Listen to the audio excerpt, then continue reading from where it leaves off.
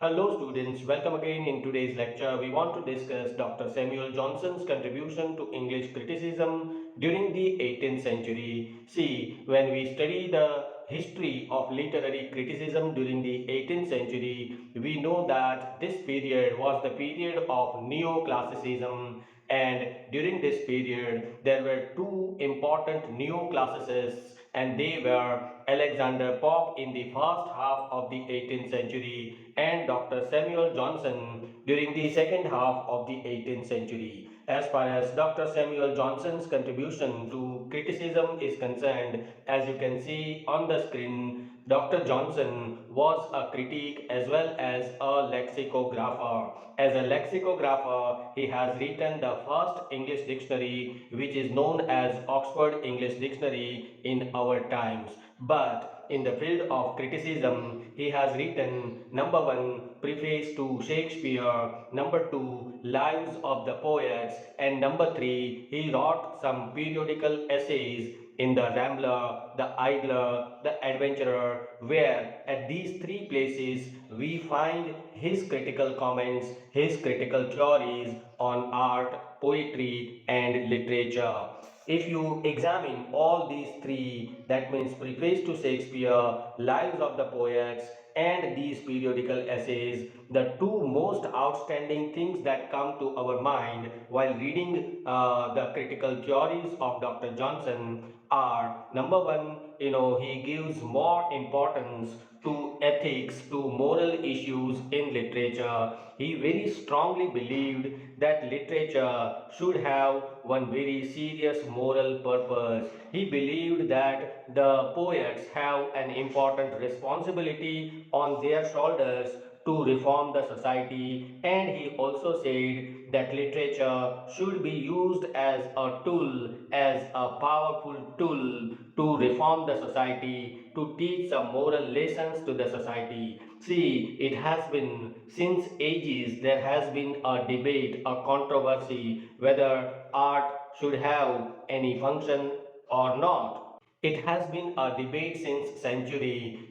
Some group of critics, they believe that literature should have some moral purpose. On the other hand, another group of critic believes that art is art, it has no functions at all. But those who are classicists, they believe that art must have the function to teach some good values to the society, and Dr. Johnson was one of those classicists. Number two that comes to our mind after reading Dr. Samuel Johnson's critical comments is his practical approach to criticism. No doubt, Dr. Samuel Johnson was a classicist. He believed that the writers, the poets, the dramatists, they should follow the rules given by the ancient critics and ancient writers, but he also acknowledges, he also accepts the importance of natural expression or artistic expression. Okay, so there he becomes a slightly practical critic where he gives little bit of liberty to the writers. He believed that literature should be judged not by the rules, whether the artist, the writer, the poet is following the rules or not. That should not be the proper criteria of taking judgment on literature. But what should be the criteria? The criteria he believed was that, whether literature has a deep impact on literature, on the readers or not. That is more important. And for that, he gives the example of William Shakespeare. Shakespeare, who wrote drama and poetry during the 16th century, he did not follow all the rules of the ancients. He innovated art and literature. He made some innovations in the writing of drama and poetry. So he violated some of the rules of the ancients, but he does have a very deep effect on the mind and heart of the reader, and he becomes a successful dramatist. So what is more important as a critic? Dr. Johnson said that as a critic it is more important to see whether the particular work of art is appealing the mind and heart of the reader or not. If it does, it is a great work of art, no matter whether sometimes it follows the rules or not. Okay, as I told you, all the critical comments and theories of Dr. Samuel Johnson are found at three places. Preface to Shakespeare is the first one. So, what does he write in Preface to Shakespeare? Let me tell you. You see, in Preface to Shakespeare, he has examined and evaluated all the plays of William Shakespeare, and he appreciates William Shakespeare as a dramatist, considering the quality of deep understanding of human nature. What is a true drama? We know that true drama is a just and lively image of human nature. A drama must present the exact picture of human nature, which has been successfully done by William Shakespeare according to Johnson, and that's why he appreciates Shakespeare for that. Number two, he also appreciates William Shakespeare for creating some very immortal characters. As far as the art of characterization in drama is concerned, no one in English literature can excel William Shakespeare. Number three, in Shakespeare we find a mixture of tragedy and comedy. You take the example of Merchant of Venice, such a beautiful mixture of tragedy and comedy. During the 17th century there were some writers. During the 16th century also Sir Philip Sidney goes against the mixture of tragedy and comedy, but Dr. Samuel Johnson favors William Shakespeare for mixing tragedy and comedy. Why? Because he very strongly believed that life is a mixture of tragic and comic actions, and if literature is to present the exact picture of human life, then in drama also both the comic and tragic actions should be presented on the stage at a time, and that is why he appreciates William Shakespeare for that.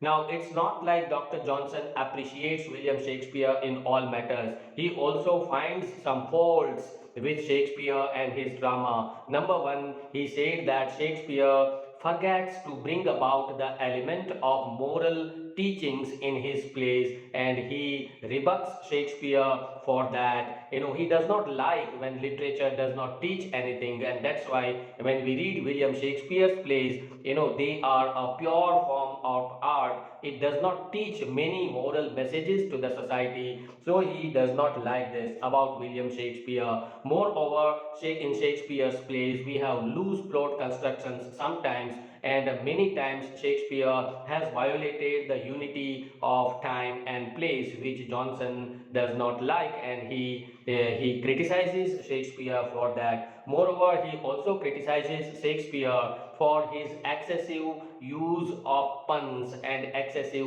wordplay. In Shakespeare's plays and poetry, many times we feel that Shakespeare is playing with the words. Okay, he makes one word do the duty of another. He coins new words. So this wordplay is also not good according to Dr. Samuel Johnson. So all in all, at some point of time, Dr. Johnson appreciates Shakespeare for his good qualities, for some of the merits, and he also finds out some demerits in Shakespeare's plays. Number two, Dr. Johnson also wrote Lives of the Poet, which is a critical but biographical work of art in which we find the biographies of 52 poets starting from John Milton to the times of Dr. Samuel Johnson himself. He has presented a critical evaluation of 52 poets in these Lives of the Poets. It is very difficult for me to include his comments on all 52 poets, but I have taken four important poets here. Number one, John Milton. Dr. Samuel Johnson admires and appreciates John Milton for his grandeur, for his epic grandeur. You find a kind of sublimity in Paradise Lost, in Paradise Regained, but at the same time, Dr. Johnson criticizes John Milton for using literature, for using poetry as a tool to spread his political and his religious beliefs, which is not good. After all, literature should not be used as a tool to spread your own personal thoughts on politics and religion, which was wrongly done by John Milton according to Dr. Johnson. Number two, he also examines the poetry and drama written by John Dryden. He also examines the essay of dramatic poetry written by a critical document written by Dryden, and he declares John Dryden as the father of English criticism. As far as Alexander Pope is concerned, Alexander Pope was the contemporary of Dr. Samuel Johnson, who lived during the first half of the 18th century. He appreciates Alexander Pope's contribution in the field of English poetry for its technical perfection and for satire, for wit, and for the beauty of poetry. Moreover, he also gives his comments on Thomas Gray. He believed that Thomas Gray was such a great poet, but the problem with Thomas Gray, according to Dr. John Johnson, is that he wrote very too little. Okay, only one poetry which is popular written by Thomas Gray, Elegy written in a country churchyard. Apart from that, he has not used his pen much. So Johnson is not so much happy with Thomas Gray. So all in all, he has presented his opinions, his comments on 52 different important outstanding poets of English literature. Number three, we also find his comments on literature and art and poetry and drama in some of his periodical essays which he wrote in the Rambler, the Idler, the Adventurer. You see, 18th century was the period of magazines. We have studied about Richard Steele, Joseph Edison. We know about the Tatler, the Spectator. So along with the Tatler, the Spectator, we have some other magazines also during the 18th century, and many of the writers of the 18th century, they were publishing essays, and Dr. Johnson also published his essays in these three different magazines. Okay, and there we find his critical ideas. He criticized too much of sentimentalism in drama. Why? Because you see, if you read 17th century literature, we find restoration comedy or comedy of manners. But then during the 18th century, there was a reaction against this restoration drama, and people started writing sentimental comedies which Dr. Johnson did not like. So too much of sentimentalism. He said that even during the 18th century, when you read the first novel Pamela, written by Samuel Richardson, or other novels of the 18th century, there is too much of sentimentalism which is not good in literature. Moreover, in all these essays that he published in magazines, he also gives much emphasis on the element of realism, on the element of authenticity. He believed that too much use of imagination is not good in literature. You have to be realistic. And he also rejected false wit and too much exaggeration. Okay, too much exaggeration, or what we say atishayokti in literature, also makes your literature, your poetry and drama a boring work of art. Okay, he believes that literature should stick to the truth and stick to the wisdom rather than superficial exaggeration and elegance. So all in all, Dr. Johnson has presented all his critical comments at all these three places. So at the end, let me conclude that Dr. Samuel Johnson, he was a lexicographer and he became a critic also, and he was a towering literary personality of the second half of the 18th century, and that is the reason why that age in English literature is known as the age of Dr. Johnson. Dr. Johnson's theories have been so much influential even in today's times. William Hazlitt during the 19th century, Matthew Arnold, and during the 20th century, T.S. Eliot, these great gigantic personalities of literature, they were also much influenced by all these theories given by Dr. Samuel Johnson. All in all, Dr. Samuel Johnson was a genius in the field of writing criticism. I hope this video is helpful to you. Please do share this among all your classmates. Thank you. Thank you very much.